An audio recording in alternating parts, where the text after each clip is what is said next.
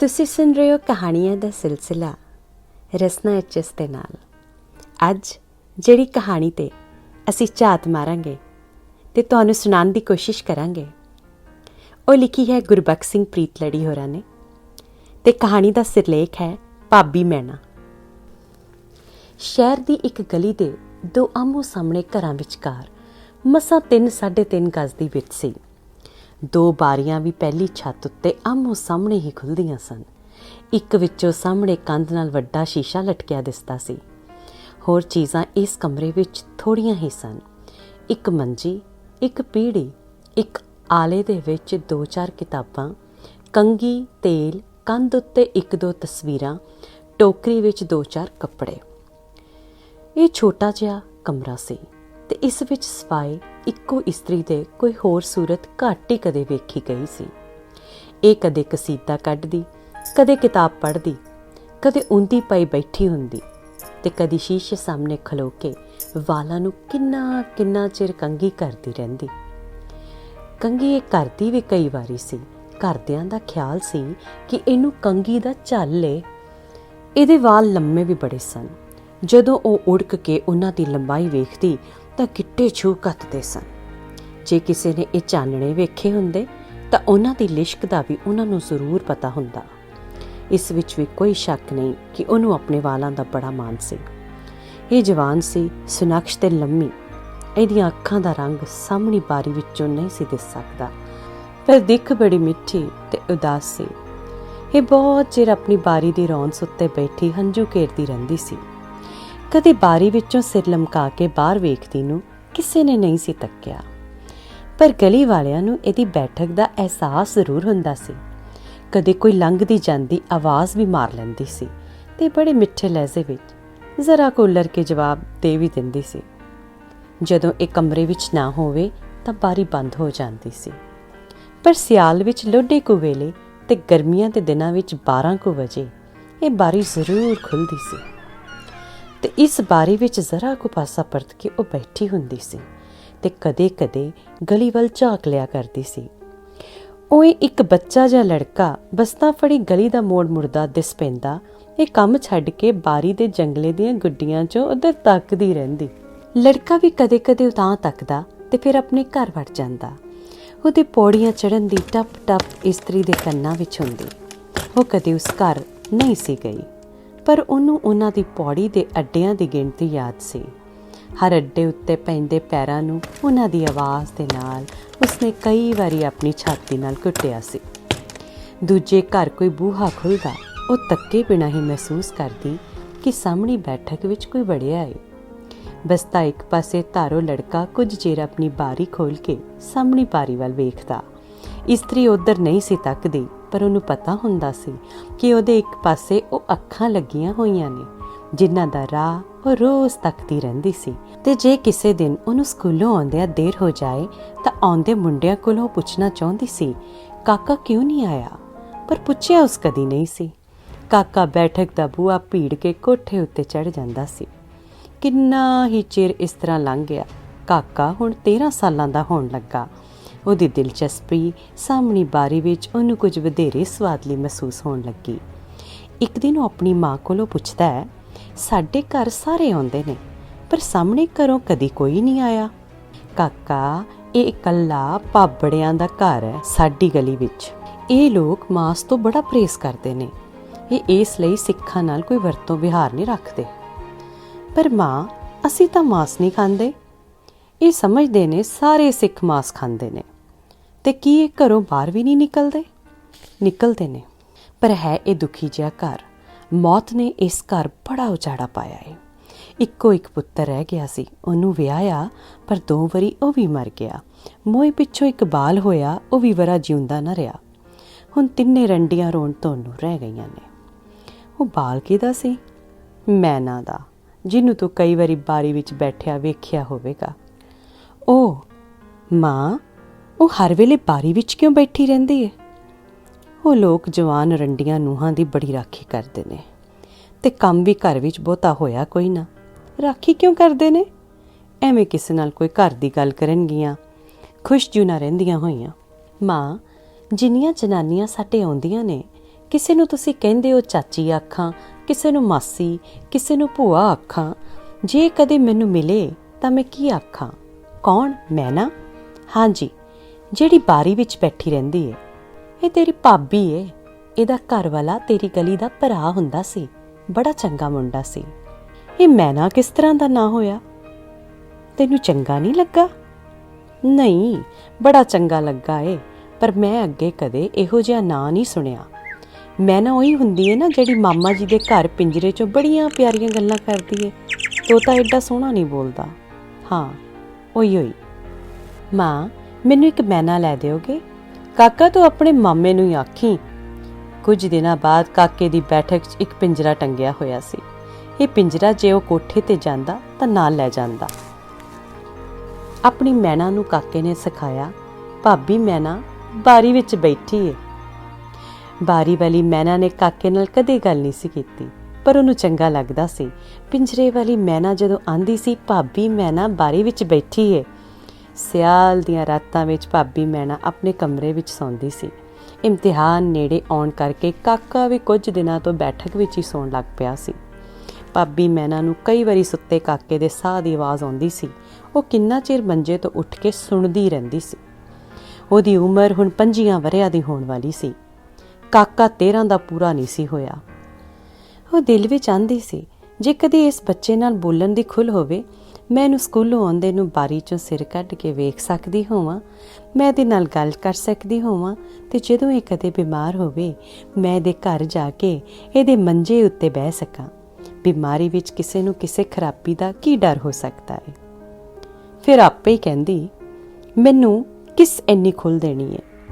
ਮੈਂ ਇਸੇ ਹੀ ਕਮਰੇ ਵਿੱਚ ਬੁੱਢੀ ਹੋ ਜਾਣਾ ਹੈ। ਮੇਰੇ ਵਾਲ ਮੇਰੀ ਸੱਸ ਦੇ ਵਾਲਾਂ ਵਾਂਗ ਭੁਰ ਜਾਣਗੇ। ਕਾਕੇ ਦਾ ਵਿਆਹ ਹੋ ਜਾਏਗਾ। ਇਹ ਬਾਰੀ ਫਿਰ ਇਸ ਤਰ੍ਹਾਂ ਖੁੱਲ੍ਹੀ ਨਹੀਂ ਰਹਿਣੀ। ਫਿਰ ਮੈਂ ਕਿਹੜੀ ਉਡੀਕ ਵਿੱਚ ਇਸ ਹਨੇਰ ਜ਼ਿੰਦਗੀ ਦੇ ਲੰਮੇ ਦਿਨ ਤੇ ਲੰਮੀਆਂ ਰਾਤਾਂ ਕੱਟਿਆ ਕਰਾਂਗੀ। ਇਹ ਸੋਚਦਿਆਂ ਉਹਨੂੰ ਗੋਤਾ ਜਿਹਾ ਆਇਆ। ਉਹ ਬਿਸਤਰੇ ਵਿੱਚੋਂ ਉੱਠ ਕੇ ਬਾਰੀ ਵਿੱਚ ਗਈ। ਰਾਤ ਚਾਨਣੀ ਸੀ। ਖੁੱਲ੍ਹੀ ਬਾਰੀ 'ਚੋਂ ਮਾੜਾ ਮਾੜਾ ਚਾਨਣ ਕਾਕੇ ਦੇ ਮੂੰਹ ਉੱਤੇ ਪੈ ਰਿਹਾ ਸੀ। ਕਾਕਾ ਕੋਕ ਸੁੱਤਾ ਪਿਆ ਸੀ। ਉਹਦਾ ਸਾਹ ਉੱਚਾ ਉੱਚਾ ਆ ਰਿਹਾ ਸੀ। ਮੈਨਾ ਦੇ ਜੀਅ ਵਿੱਚੋਂ ਉਬਾਲ ਜਿਹਾ ਉੱਠਿਆ।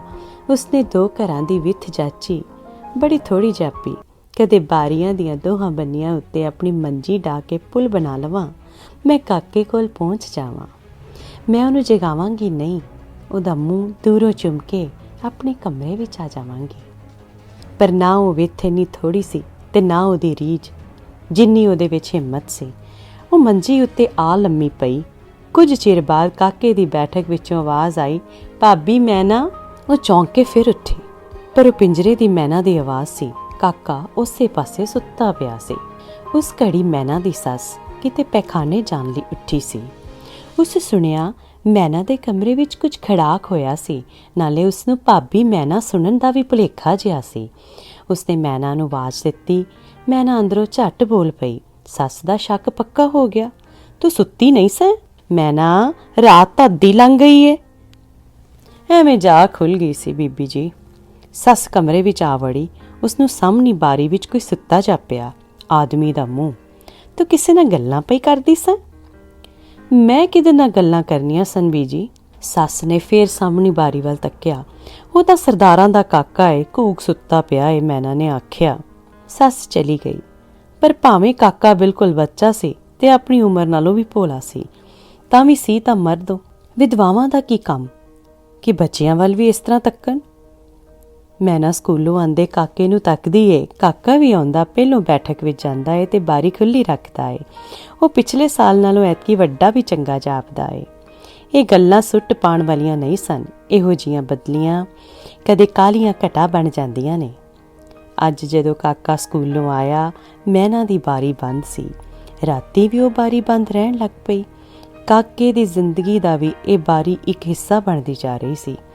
ਉਹਦਾ ਹੁਣ ਖੇਡਾਂ ਵਿੱਚ ਇੰਨਾ ਜੀਅ ਨਹੀਂ ਸੀ ਲੱਗਦਾ। ਮਾਂ ਕੋਲੋਂ ਪੁੱਛਣ ਦਾ ਕੋਈ ਫਾਇਦਾ ਨਹੀਂ ਸੀ, ਕਿਉਂਕਿ ਉਸ ਘਰ ਨਾਲ ਕੋਈ ਵਾਹ ਨਹੀਂ ਸੀ ਪੈਂਦਾ। ਕਦੇ ਵਿਆਹ ਢੰਗ ਵੇਲੇ ਭਾਜੀ ਦੇਣ ਦਿਵਾਉਣ ਲਈ ਦਹਲੀਜ਼ਾਂ ਟੱਪੀਆਂ ਜਾਂਦੀਆਂ ਸਨ। ਅੱਜ ਰਾਤ ਹਨੇਰੀ ਸੀ। ਮੈਨਾ ਦੀ ਬਾਰੀ ਨਾਲ ਕੁਸਰ ਮੁਸਰ ਜੀ ਹੋਈ, ਜੀਕਰ ਕੋਈ ਕੁੰਜੀਆਂ ਵਟਾ ਵਟਾ ਕੇ ਜੰਦਰਾ ਖੋਲ੍ਹਦਾ ਏ। ਫਿਰ ਬਾਰੀ ਮਲਕੜੇ ਜੀ ਖੁੱਲ੍ਹੀ। मैना ने उठ के बूहे चों घर दा खड़ाक लिया, फिर गली विच तक्किया, फिर काके दा साह सुनिया। काका सुत्ता होया सी, होर किसे नूं उस हनेरे विच कुਝ नहीं सी दिसदा, पर मैना दियां प्यार टोंदियां अखां काके दा अंग अंग वेख रहीआं सन। दूजी घड़ी ਉਹਨੂੰ ਇਸ ਤਰ੍ਹਾਂ ਮਹਿਸੂਸ ਹੋਇਆ ਜਿਸ ਤਰ੍ਹਾਂ ਉਹ ਕਾਕੇ ਦੀ ਮੰਜੀ ਉੱਤੇ ਬੈਠੀ ਸੀ ਤੇ ਉਹਦੇ ਕੂਲੇ ਵਾਲਾਂ ਵਿੱਚ ਉਂਗਲਾਂ ਫੇਰ ਰਹੀ ਸੀ ਤੇ ਫੇਰ ਕੇ ਉਹਨੂੰ ਜਗਾ ਰਹੀ ਸੀ। ਮੈਨਾ ਦੇ ਕੰਨੀ ਉਹਦੀ ਆਵਾਜ਼ ਪਈ, ਕਾਕਾ ਕਾਕਾ ਕਾਕਾ। ਉਹ ਅਜੇ ਵੀ ਸੁੱਤਾ ਹੋਇਆ ਸੀ। ਉਹ ਉਹਨੂੰ ਕਹਿ ਰਹੀ ਸੀ, ਕਾਕਾ ਤੇਰੀ ਭਾਬੀ ਮੈਨਾ ਇੱਕ ਘੜੀ ਲਈ ਜਾਗ ਪੋ, ਇੱਕ ਪਲ ਲਈ ਜਾਗ ਪੋ, ਇੱਕੋ ਲਫ਼ਜ਼ ਇੱਕੋ ਗੱਲ, ਇੱਕੋ ਲਫ਼ਜ਼ ਇੱਕੋ ਗੱਲ, ਫਿਰ ਬਸ। ਕਾਕਾ ਉੱਬੜਵਾਏ ਉੱਠਿਆ।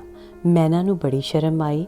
ਉਹਨੂੰ ਹੁਣ ਪਤਾ ਲੱਗਾ ਕਿ ਉਹ ਆਪਣੇ ਮਨ ਵਿੱਚ ਨਹੀਂ, ਆਪਣੇ ਮੂੰਹ ਨਾਲ ਬੋਲ ਰਹੀ ਸੀ ਤੇ ਕਾਕਾ ਜਾਗ ਪਿਆ ਸੀ। ਜੇ ਕੋਈ ਹੋਰ ਵੀ ਜਾਗ ਪਿਆ ਹੋਵੇ। ਕਾਕਾ ਆਪਣੀ ਬਾਰੀ ਵਿੱਚ ਆ ਬੈਠਾ। ਉਹਨੂੰ ਵੀ ਬਾਰੀ ਦੇ ਹਨੇਰੇ ਵਿੱਚ ਬੈਠੀ ਭਾਬੀ ਮੈਨਾ ਮਹਿਸੂਸ ਹੋ ਰਹੀ ਸੀ। ਉਹਨੇ ਕਈ ਵਾਰ ਭਾਬੀ ਮੈਨਾ ਨੂੰ ਗਲਵੱਕੜੀ ਪਾਉਣੀ ਚਾਹੀ ਸੀ। ਉਹ ਬੜਾ ਉਦਾਸ ਰਹਿੰਦੀ ਸੀ ਕਿ ਬਾਰੀ ਕਿਉਂ ਬੰਦ ਰਹਿਣ ਲੱਗ ਪਈ ਸੀ। ਭਾਬੀ ਮੈਨਾ, ਭਾਬੀ ਮੈਨਾ। ਹਾਂ ਕਾਕਾ, ਮੇਰਾ ਸੋਹਣਾ ਕਾਕਾ, ਪਰ ਜ਼ਰਾ ਹੌਲੀ। ਮੈਂ ਹੌਲੀ ਤੋਂ ਹੌਲੀ ਗੱਲ ਵੀ ਤੇਰੀ ਸੁਣ ਲਾਂਗੀ। ਮੈਨੂੰ ਵੀ ਤੁਹਾਡੀ ਆਵਾਜ਼ ਸਾਫ਼ ਆ ਰਹੀ ਹੈ। ਤੁਸੀਂ ਬੜੇ ਹੌਲੀ ਬੋਲਦੇ ਹੋ। ਹਾਂ ਮੇਰੇ ਪਿਆਰੇ ਕਾਕੇ, ਤੁਸੀਂ ਇੰਨੇ ਦਿਨ ਕਿੱਥੇ ਚਲੇ ਗਏ ਸੋ? ਮੇਰਾ ਕਮਰਾ ਹਵਾਲਾਤ ਬਣਾ ਦਿੱਤਾ ਗਿਆ ਹੈ। ਇਸ ਬਾਰੀ ਨੂੰ ਜੰਦਰਾ ਵੱਜ ਗਿਆ ਹੈ। ਉਹ ਕਿਉਂ? ਉਦਣ ਤੇਰੀ ਮੈਨਾ ਨੇ ਮੈਨੂੰ ਆਵਾਜ਼ ਮਾਰੀ ਸੀ। ਮੈਂ ਉੱਠੀ ਸੀ। ਮੈਂ ਜਦ ਤਾਂ ਤੂੰ ਸੈਂ। ਮੇਰੀ ਸੱਸ ਵੀ ਸ਼ਾਮਤ ਨੂੰ ਉਸੇ ਵੇਲੇ ਉੱਠ ਬੈਠੀ। ਉਸ ਜਦ ਤਾਂ ਮੈਂ ਤੇਰੇ ਨਾਲ ਗੱਲਾਂ ਕਰਦੀ ਸਾਂ। ਤਾਂ ਫੇਰ ਕੀ ਹੋਇਆ? ਮਾਂ ਨੇ ਆਖਿਆ ਸੀ ਤੁਸੀਂ ਮੇਰੀ ਭਾਬੀ ਹੋ। ਕਾਕਾ ਬਹੁਤ ਕੁਝ ਹੋ ਗਿਆ। ਫਾਟਕਾਂ ਨੂੰ ਤਾਲੇ ਲੱਗ ਗਏ, ਇਸ ਲਈ ਹੁਣ ਮੈਂ ਇੱਥੋਂ ਚਲੀ ਜਾਣਾ ਏ।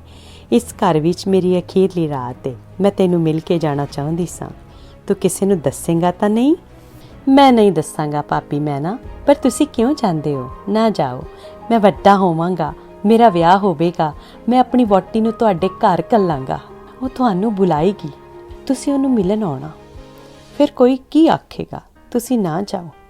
ਤੂੰ ਕਾਕਾ ਅਜੇ ਬੜਾ ਛੋਟਾ ਏ, ਤੇਰਾ ਵਿਆਹ ਦੂਰ ਏ। ਇੰਨੇ ਵਰੇ ਇਸ ਕੈਦਖਾਨੇ ਵਿੱਚ ਕੀ ਕਰ ਕੱਟੇ ਜਾਣਗੇ ਜਦੋਂ ਤੇਰੇ ਵੱਲ ਵੇਖਣਾ ਵੀ ਮੇਰਾ ਬੰਦ ਕਰ ਦਿੱਤਾ ਗਿਆ ਏ। ਤੁਸੀਂ ਕਿੱਥੇ ਜਾਓਗੇ? ਮੈਂ ਉੱਥੇ ਤੁਹਾਨੂੰ ਮਿਲਣ ਆਵਾਂਗਾ। ਨਹੀਂ ਕਾਕਾ, ਜਿੱਥੇ ਮੈਂ ਚੱਲੀ ਹਾਂ ਉੱਥੇ ਸ਼ਾਦੀ ਕੋਈ ਮਰਦ ਦੀ ਜਾਤ ਮੇਰੇ ਨਾਲ ਗੱਲ ਨਹੀਂ ਕਰ ਸਕੇਗੀ। ਤੁਸੀਂ ਉੱਥੇ ਨਾ ਜਾਓ। ਮੇਰੇ ਲਈ ਹੋਰ ਕੋਈ ਰਾਹ ਬਾਕੀ ਨਹੀਂ ਰਿਹਾ। ਮੈਂ ਪੂਜਣੀ ਹੋਣ ਦਾ ਫੈਸਲਾ ਕਰ ਲਿਆ ਏ। ਪੂਜਣੀ ਕੀ ਹੁੰਦੀ ਏ? ਉਹ ਪਾਬੜਿਆਂ ਦੀਆਂ ਸਾਧੂ ਜਨਾਨੀਆਂ ਜਿਨ੍ਹਾਂ ਦੇ ਸਿਰ ਮੁੰਨੇ ਹੋਏ, ਮੂੰਹਾਂ ਉੱਤੇ ਪੱਟੀਆਂ ਤੇ ਪੈਰ ਨੰਗੇ ਹੁੰਦੇ ਨੇ। ਨਾ ਭਾਬੀ ਮੈਨਾ, ਤੁਸੀਂ ਕਦੇ ਉਹ ਨਾ ਬਣਨਾ। ਮੈਨੂੰ ਉਹਨਾਂ ਕੋਲੋਂ ਬੜਾ ਡਰ ਲੱਗਦਾ ਏ। ਉਹਨਾਂ ਦੀਆਂ ਪੱਟੀਆਂ ਉੱਤੇ ਅੱਖਾਂ ਹੋਰ ਹੀ ਤਰ੍ਹਾਂ ਲੱਗਦੀਆਂ ਨੇ। ਕਾਕਾ ਮੇਰੇ ਲਈ ਕੋਈ ਰਾਹ ਨਹੀਂ ਰਿਹਾ। ਉਸਨੇ ਇੱਕ ਖੇਨੂ ਜਿਹਾ ਕਾਕੇ ਦੀ ਬਾਰੀ ਵਿੱਚੋਂ ਬੈਠਕ ਅੰਦਰ ਸੁੱਟਿਆ। ਇਹ ਮੇਰੀ ਨਿਸ਼ਾਨੀ ਰੱਖੀ, ਸਵੇਰ ਨੂੰ ਢੂੰਡ ਲਈ। ਹੁਣ ਖੜਾਕ ਨਾਲ ਕੋਈ ਜਾਗ ਨਾ ਪਏ। ਤੇ ਮੈਨਾ ਦੀ ਬਾਰੀ ਬੰਦ ਹੋ ਗਈ। ਜੰਦਰੇ ਵਿੱਚ ਕੁੰਜੀ ਫਿਰਦੀ ਕਾਕੇ ਨੇ ਸੁਣੀ, ਬਾਕੀ ਰਾਤ ਤੋਂ ਸੋ ਨਾ ਸਕਿਆ। ਦੂਜੇ ਦਿਨ ਜਦੋਂ ਸਕੂਲੋਂ ਆਇਆ ਤਾਂ ਉਹਦੀ ਮਾਂ ਨੇ ਉਹਨੂੰ ਦੱਸਿਆ ਕਿ ਮੈਨਾ ਬੜੀ ਦੁਖੀ ਸੀ। ਰੋਜ਼ ਸੱਸ ਲੜਦੀ ਤੇ ਮਿਹਣੇ ਮਾਰਦੀ ਸੀ। ਉਹ ਅੱਕ ਕੇ ਘਰੋਂ ਨਿਕਲ ਗਈ ਏ ਤੇ ਲਿਖ ਕੇ ਛੱਡ ਗਈ ਏ ਉਹ ਪੂਜਣੀ ਹੋਣ ਚੱਲੀ ਏ। ਪਰ ਮਾਂ, ਉਹ ਇੱਥੇ ਪੂਜਣੀ ਨਹੀਂ ਸੀ ਹੋ ਸਕਦੀ। ਨਹੀਂ, ਜਿਸਨੇ ਪੂਜਣੀ ਹੋਣਾ ਹੋਵੇ ਉਹ ਆਪਣਾ ਸ਼ਹਿਰ ਛੱਡ ਕੇ ਕਿਸੇ ਦੂਜੇ ਸ਼ਹਿਰ ਦੇ ਪਾਸਰੇ ਵਿੱਚ ਜਾ ਰਹਿੰਦੀ ਏ। ਉਹ ਲੋਕ ਉਹਦੀ ਪੁੱਛ ਪੜਤਾਲ ਕਰਦੇ ਨੇ ਤੇ ਜੇ ਉਹਦੀ ਨੀਅਤ ਦਾ ਯਕੀਨ ਹੋ ਜਾਏ ਤਾਂ ਉਹਦੀ ਪੂਰੀ ਹਿਫਾਜ਼ਤ ਕਰਦੇ ਨੇ। ਚੰਗਾ ਖਵਾਉਂਦੇ ਨੇ, ਚੰਗੇ ਕੱਪੜੇ ਪਵਾਉਂਦੇ ਨੇ ਤੇ ਕੁਝ ਦਿਨ ਜੋ ਉਹ ਚਾਹੇ ਕਰਨ ਦਿੰਦੇ ਨੇ। ਫਿਰ ਸਿਰ ਮੁੰਨ ਕੇ ਪੂਜਣੀ ਬਣਾ ਦਿੰਦੇ ਨੇ। ਉਸ ਦੇ ਬਾਅਦ ਨਾ ਉਹ ਚੰਗਾ ਖਾ ਸਕਦੀ ਏ, ਨਾ ਪਹਿਨ ਸਕਦੀ ਏ ਤੇ ਨਾ ਮਰਦਾਂ ਨਾਲ ਗੱਲਾਂ ਕਰ ਸਕਦੀ ਏ। ਭਾਬੀ ਮੈਂ ਨਾ ਗਈ ਕਿੱਥੇ ਹੋਵੇਗੀ? ਪਤਾ ਲੱਗ ਜਾਏਗਾ। ਜੇ ਨੇੜੇ ਦਾ ਕੋਈ ਸ਼ਹਿਰ ਹੋਇਆ ਤਾਂ ਮੈਨੂੰ ਵਿਖਾ ਲਿਆਓਗੇ। ਪਿੰਡੀ ਇਹਨਾਂ ਦਾ ਤੱਕੜਾ ਪਾਸਰਾ ਏ। ਉੱਥੇ ਤੇਰੀ ਮਾਸੀ ਵੀ ਏ। ਜੇ ਉੱਥੇ ਹੋਇਆ ਤਾਂ 2 ਦਿਨ ਹੋ ਆਵੀਂ। ਤੇਰੀ ਮਾਸੀ ਤੈਨੂੰ ਵਿਖਾ ਦੇਵੇਗੀ। ਜਦੋਂ ਕੋਈ ਪੂਜ ਬਣਦਾ ਏ ਸਾਰੇ ਸ਼ਹਿਰ ਵਿੱਚ ਬੜੀ ਰੌਣਕ ਹੁੰਦੀ ਏ। ਕਾਕੇ ਨੇ ਮਾਸੀ ਨੂੰ ਲਿਖ ਦਿੱਤਾ ਕਿ ਉਹ ਉਹਦਾ ਪਤਾ ਰੱਖਣ। ਪਤਾ 2 ਹਫ਼ਤਿਆਂ ਵਿੱਚ ਸਾਰਿਆਂ ਨੂੰ ਪਤਾ ਹੋ ਗਿਆ। ਸਾਰੀ ਗਲੀ ਵਿੱਚ ਮੈਨਾ ਦੀਆਂ ਗੱਲਾਂ ਹੁੰਦੀਆਂ ਸਨ। ਬੜੀ ਚੰਗੀ ਜਨਾਨੀ ਸੀ। ਕਿਸੇ ਨੇ ਉਹਦਾ ਮੱਥਾ ਨਹੀਂ ਸੀ ਵੇਖਿਆ। ਵਾਲ ਕਿੱਡੇ ਸੋਹਣੇ ਸੀ। ਰੱਖਦੀ ਵੀ ਜਾਨ ਨਾਲ ਸੀ। ਕੌਣ ਮੌਨ ਕਰ ਦਿੱਤੀ ਜਾਏਗੀ। ਪੋਟਿਆਂ ਨਾਲ ਇੱਕ ਕਰਕੇ ਸਾਰੇ ਵਾਲ ਪੁੱਟ ਸੁੱਟਣਗੇ ਵਿਚਾਰੇ। ਕਾਕਾ ਮਾਸੀ ਕੋਲ ਪਹੁੰਚ ਗਿਆ। ਉਹਦੀ ਮਾਸੀ ਅੱਜ ਮੈਨਾ ਨੂੰ ਵੇਖ ਕੇ ਆਈ ਸੀ। ਉਹਨੇ ਬੜੇ ਸੋਹਣੇ ਕੱਪੜੇ ਪਾਏ ਹੋਏ ਸਨ, ਗਹਿਣੇ ਵੀ। ਇਹ ਗਹਿਣੇ ਲੋਕਾਂ ਨੇ ਮੰਗਵੇ ਦਿੱਤੇ ਸਨ। ਗਾਉਣ ਵੀ ਉਹਨਾਂ ਬਿਠਾਇਆ ਸੀ। ਉਹ ਕਾਕੇ ਦੀ ਗਲੀ ਦੀ ਹੋਣ ਕਰਕੇ ਮਾਸੀ ਵੀ ਦਿਲਚਸਪੀ ਵੱਧ ਲੈ ਰਹੀ ਸੀ। ਉਹ ਹਰ ਰਸਮ ਉੱਤੇ ਜਾਂਦੀ ਰਹੀ। ਉਹ ਕਾਕੇ ਨੂੰ ਦੱਸਦੀ ਸੀ ਉਹਨੂੰ ਬੜਾ ਰੂਪ ਚੜਿਆ ਹੋਇਆ ਸੀ ਤੇ ਕੱਲ ਉਹਨੂੰ ਡੋਲੇ ਵਿੱਚ ਪਾ ਕੇ ਸ਼ਹਿਰ ਵਿੱਚ ਪੁਆਣਗੇ, ਉੱਤੋਂ ਫੁੱਲ ਸੁੱਟਣਗੇ, ਗੁਲਾਬ ਛਿੜਕਣਗੇ। ਕਾਕਾ ਬੜਾ ਬੇਤਾਬ ਸੀ ਆਪਣੀ ਭਾਬੀ ਨੂੰ ਵੇਖਣ ਲਈ। ਉਹਨੂੰ ਉਸਨੇ ਇੱਕੋ ਹੀ ਕੱਪੜਿਆਂ ਵਿੱਚ ਵੇਖਿਆ ਹੋਇਆ ਸੀ। ਉਹ ਉਹਨਾਂ ਕੱਪੜਿਆਂ ਵਿੱਚ ਵੀ ਬੜੀ ਚੰਗੀ ਲੱਗਦੀ ਹੁੰਦੀ ਸੀ। ਗਹਿਣੇ ਉਸਨੂੰ ਕਿਹੋ ਜਿਹੇ ਲੱਗਦੇ ਹੋਣਗੇ, ਉਹਨੇ ਉਹਨੂੰ ਹੱਸਦਿਆਂ ਕਦੇ ਨਹੀਂ ਸੀ ਵੇਖਿਆ। ਮਾਸੀ ਉਸਦਾ ਜ਼ਿਕਰ ਕਰਦੀ ਸੀ ਕਿ ਉਹਦੀ ਮੁਸਕਰਾਹਟ ਬੜਿਆਂ ਦਾ ਦਿਲ ਮੋਹੰਦੀ ਸੀ। ਉਹਦਾ ਦਿੱਤਾ ਰੁਮਾਲ, ਉਹਦੀ ਨਿਸ਼ਾਨੀ ਕਾਕੇ ਦੇ ਅੰਦਰਲੇ ਬੋਝੇ ਵਿੱਚ ਸੀ। ਉਹਨੇ ਉਹ ਕਿਸੇ ਨੂੰ ਨਹੀਂ ਸੀ ਦੱਸੀ, ਪਰ ਉਹਨੂੰ ਉਹ ਵੇਖਦਾ ਰੋਜ਼ ਸੀ। ਉਹਨੇ ਹਿੰਦੀ ਦੇ ਅੱਖਰ ਸਿੱਖ ਲਏ ਸਨ ਕਿਉਂਕਿ ਹਿੰਦੀ ਵਿੱਚ ਉਹਦੇ ਉੱਤੇ ਕੱਢਿਆ ਹੋਇਆ ਸੀ ਬੜੇ ਪਿਆਰੇ ਕਾਕੇ ਨੂੰ ਉਹਦੀ ਭਾਬੀ ਵੱਲੋਂ। ਉਹਦੀ ਮਾਸੀ ਨੇ ਦੱਸਿਆ ਕਿ ਦੂਜੇ ਦਿਨ ਦੁਪਹਿਰ ਦੇ ਬਾਅਦ ਮੈਨਾ ਦੀ ਡੋਲੀ ਨਿਕਲੇਗੀ।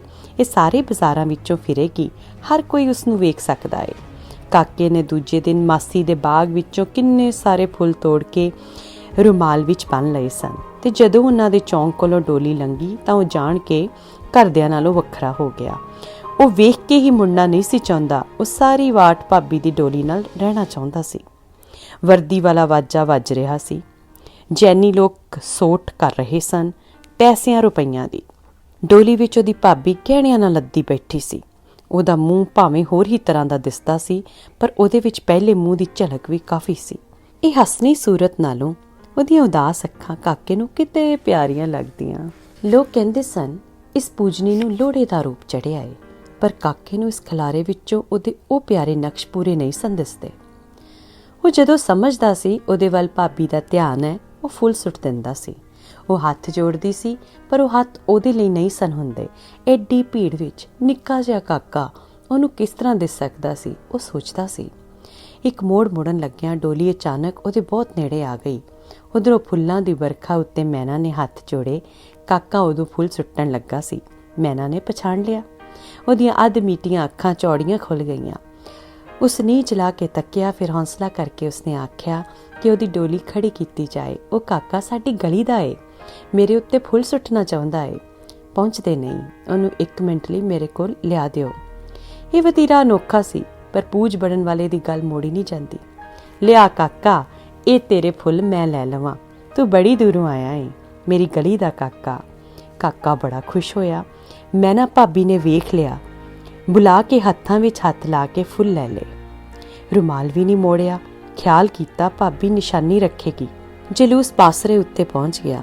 ਲੋਕ ਵਿਦਿਆ ਹੋ ਗਏ। ਮੈਨਾ ਤੇ ਕੁਝ ਕੁ ਇਸਤਰੀਆਂ ਉਹਦੇ ਨਾਲ ਪਾਸਰੇ ਉੱਤੇ ਚੜ੍ਹ ਗਈਆਂ। ਪੌੜੀ ਉੱਤੇ ਪੈਰ ਧਰਨ ਤੋਂ ਪਹਿਲਾਂ ਮੈਨਾ ਨੇ ਤੱਕਿਆ। ਕਾਕਾ ਸਾਹਮਣੇ ਹੱਟੀ ਦੇ ਫੱਟੇ ਉੱਤੇ ਖਲੋਤਾ ਸੀ। ਪਾਸਰੇ ਉੱਤੇ ਵੱਡੇ ਪੂਜ ਦੇ ਸਾਹਮਣੇ ਮੈਨਾ ਨੂੰ ਬਿਠਾ ਦਿੱਤਾ ਗਿਆ।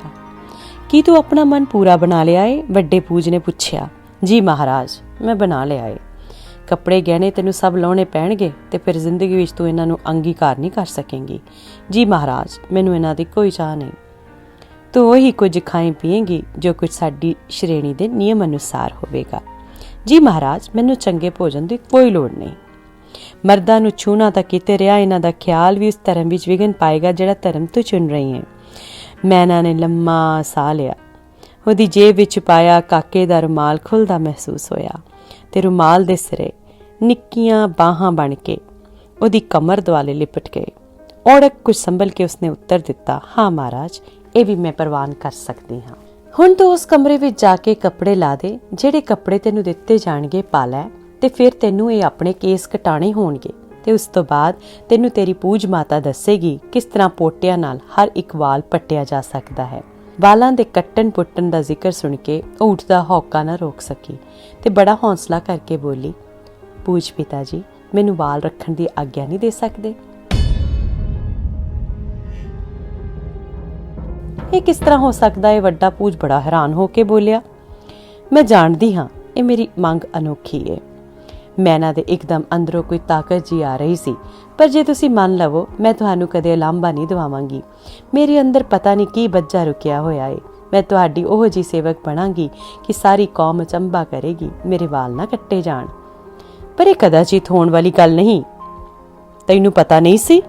मैनूं पता सी, मैं जाणदी सां मैं वाल कटा लवांगी, पर हुण जदों कट्टण दा वेला आया मैनूं जाप रिहा है कि ये मेरे वाल जिउंदे हन, ये मेरी जान विच उगे हन। इन्हां नूं जदों कंघा वाउंदी सां ਤਾਂ ਇਹ हर झटके नाल ਜਦੋਂ ਮੇਰੀਆਂ ਲੱਤਾਂ ਨਾਲ ਲੱਗਦੇ ਸਨ ਇਹਨਾਂ ਵਿੱਚ ਕੋਈ ਜਿਉਂਦੀ ਛੂਹ ਸੀ। ਕਈ ਸਾਲ ਸਿਵਾਏ ਇਹਨਾਂ ਦੇ ਮੈਂ ਕਿਸੇ ਨਾਲ ਗੱਲ ਨਹੀਂ ਕੀਤੀ। ਫਿਰ ਮੱਥਾ ਟੇਕ ਕੇ ਬੋਲੀ, ਹੇ ਪਰਮ ਪੂਜ, ਇੱਕ ਵਾਰੀ ਅਨਹੋਣੀ ਵੀ ਕਰ ਵੇਖ, ਤੁਸੀਂ ਆਪਣੇ ਫੈਸਲੇ ਉੱਤੇ ਕਦੀ ਨਹੀਂ ਪਛਤਾਓਗੇ। ਵੱਡੇ ਪੂਜ ਦਾ ਦਿਲ ਪਸੀਜ ਤਾਂ ਗਿਆ, ਪਰ ਪੂਜ ਇਸਤਰੀ ਦੇ ਵਾਲ ਵੇਖ ਕੇ ਲੋਕ ਕੀ ਆਖਣਗੇ। ਨਹੀਂ ਬੀਬੀ, ਇਹ ਗੱਲ ਤੇਰੀ ਮੰਨੀ ਨਹੀਂ ਜਾਣੀ। ਫਿਰ ਹੇ ਪੂਜ ਪਿਤਾ, ਮੈਨੂੰ 5 ਮਿੰਟ ਇਕੱਲੇ ਆਪਣੇ ਮਨ ਨੂੰ ਸਮਝਾ ਲੈਣ ਦਿਓ। मैना ने मन पक्का करके आख्या, हाँ जाओ, सामने रौंस उत्ते बह के सोच लो। मैना उठी ते हौली हौली पर पक्के पैर धरती हुई सामने रौंस उत्ते जा बैठी। इस रौंस के बन्नेओ हेठां बाजार सी। कुछ चिर बाद मैना उठ बैठी। ये इस्त्री है कोई अनोखी। मैं कई इस्त्रियां दी रस्म अदा कीती है, पर इहदा सब कुछ सोचां विच पाण वाला है। जे पुजारन बन गई तां बड़ी शोहरत हासिल करेगी। पर ओ रौंस उत्ते खलो क्यों गई? दूजे ने घबरा के आख्या। ਵੱਡੇ ਪੂਜ ਨੇ ਵੀ ਤੱਕਿਆ। ਮੈਂ ਨਾ ਰੌਂਸ ਉੱਤੇ ਖਲੋ ਗਈ ਸੀ। ਉਸਨੇ ਆਪਣੀ ਉਂਗਲ ਜੂੜੇ ਵਿੱਚ ਫੇਰੀ, ਜੂੜਾ ਖੁੱਲ ਗਿਆ, ਵਾਲ ਕਮਰ ਤੋਂ ਹੇਠਾਂ ਲਮਕ ਪਏ। ਨਿੱਕੀ ਨਿੱਕੀ ਹਵਾ ਵਿੱਚ ਉਹਨਾਂ ਦੀਆਂ ਪਤਲੀਆਂ ਬੂੰਬਲਾਂ ਸਰ ਉੱਡ ਰਹੀਆਂ ਸਨ। ਕਿੱਡੇ ਲੰਮੇ ਵਾਲ। ਹੋ! ਸਾਰੇ ਉੱਠ ਕੇ ਪੌੜੀਆਂ ਵੱਲ ਦੌੜੇ। ਰੌਂਸ ਉੱਤੇ ਕੋਈ ਇਸਤਰੀ ਨਹੀਂ ਸੀ ਖਲੋਤੀ ਹੋਈ। ਸਾਰੇ ਥੱਲੇ ਪਹੁੰਚੇ। ਬਾਜ਼ਾਰ ਵਿੱਚ ਹਾਹਾਕਾਰ ਮਚੀ ਹੋਈ ਸੀ। ਇੱਕ ਮੁੰਡਾ ਟੁੱਟੀ ਫਿੱਸੀ ਮੈਨਾ ਦੇ ਸਰਾਣੇ ਬੈਠਾ ਸੀ।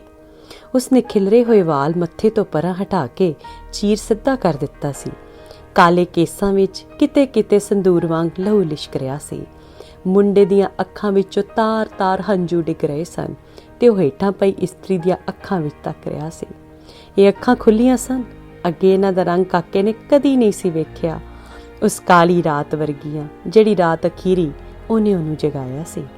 ਪਰ ਉਸ ਰਾਤ ਦੀਆਂ ਡੂੰਘਾਈਆਂ ਵਿੱਚ ਕੋਈ ਸੂਰਜ ਲੁਕਿਆ ਹੋਇਆ ਸੀ। ਕਦੇ ਉਹਨੂੰ ਹਨੇਰੇ ਵਿੱਚੋਂ ਵੀ ਉਹ ਰਾਤੀ ਲੱਭਦਾ ਸੀ। ਉਹ ਹੁਣ ਵੀ ਓਡੀਆਂ ਹੀ ਕਾਲੀਆਂ ਤੇ ਓਡੀਆਂ ਹੀ ਰੋਸ਼ਨ ਸਨ। ਉਹ ਖੁੱਲੀਆਂ ਹੋਈਆਂ ਸਨ, ਪਰ ਉਹਨਾਂ ਵਿੱਚ ਇਸ ਵੇਲੇ ਕੋਈ ਸੂਰਜ ਨਹੀਂ ਸੀ।